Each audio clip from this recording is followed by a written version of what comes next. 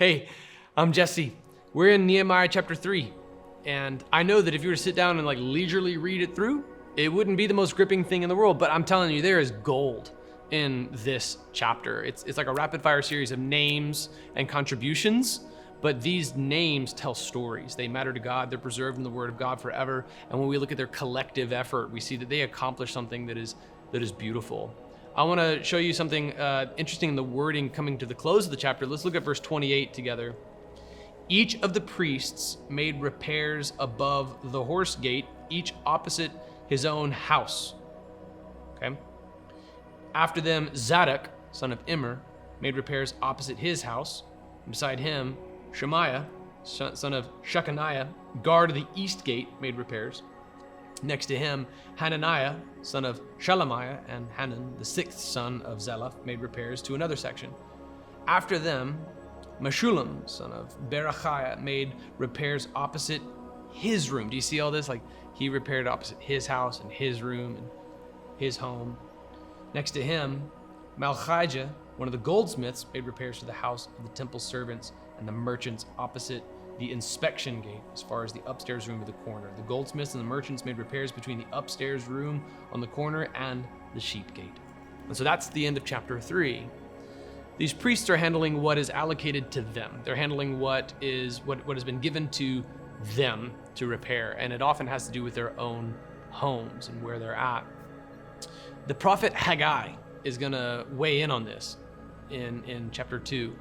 He's going to point out how some of these guys are using this time to kind of beef up their own homes too. And some of them are even prioritizing their own personal en-suites above the work that they actually have been called to do. It's not a perfect story. When we look collectively at what Zerubbabel accomplished as in the rebuilding of the temple and what Ezra accomplished in kind of the rebuilding of community around the Torah, and then what Nehemiah accomplished in the rebuilding of the wall, they're not perfect stories. They don't end with perfect glory. In Zerubbabel's case, Zerubbabel was the first guy. You see him in the beginning of the book of Ezra, and he rebuilds the temple.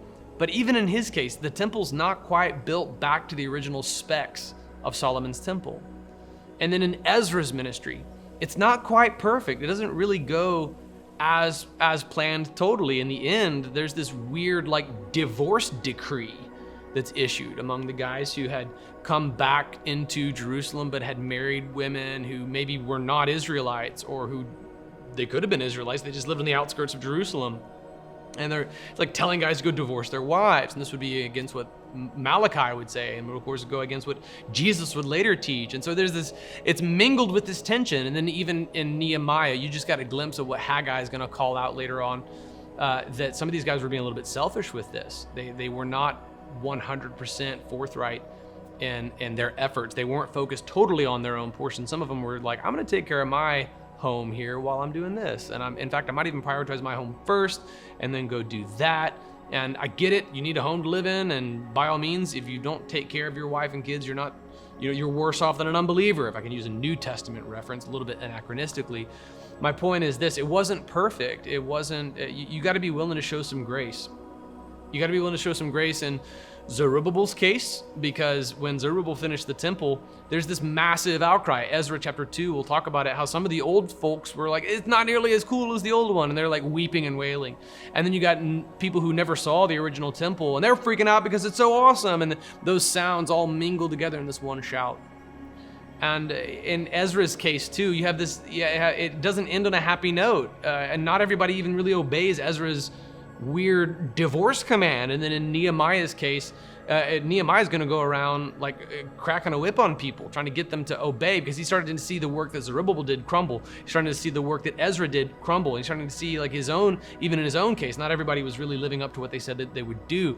Nonetheless, in the broader picture, the temple existed again, the Torah community was reestablished, and the wall was rebuilt. Moreover, even despite the physical attributes of particularly Zerubbabel's and Nehemiah's contributions, there was also a spiritual reawakening among the people who belonged to Jerusalem.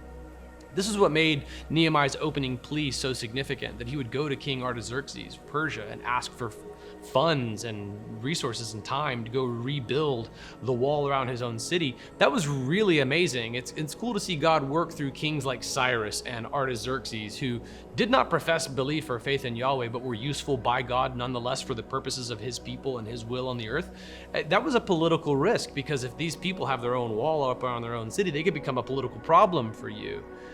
So it did get done. It just wasn't perfect. Nothing is going to be perfect this side of heaven.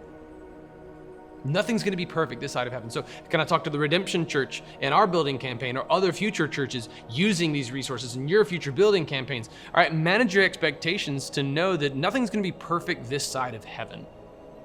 Nothing's going to be perfect this side of heaven. Each of us brings to the table our own sin. Each of us brings to the table our own imperfections. But in the end, God's going to build a house for himself. He rebuilt the temple and the community and the wall, such as they were in Nehemiah. He's going to build a church for himself here at the Redemption Church. And we know that we're going to face opposition along the way. We know that we're going to also have maybe some conflict along the way too. And that is par for the course, going back to the Old Testament.